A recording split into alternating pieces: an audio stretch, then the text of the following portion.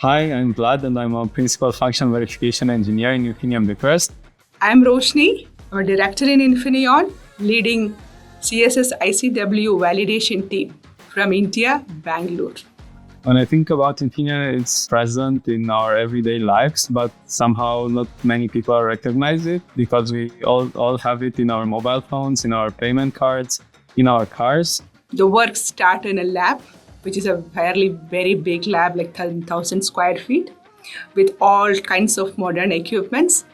Three main tasks which I have to do is simulate design, review specification, and ensure that the design is bug-free. We make sure that all IoT Wi connectivity devices are meeting their quality.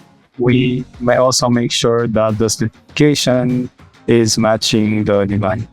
Most interesting project which I had is the latest and greatest one, which is the Wi-Fi 6 connectivity silicon, which Infineon is introducing for the IoT market. The best part about my work is that I'm in an amazing team and I'm working very high-end technology products. We are setting the trend for the IoT products. We are shaping the world.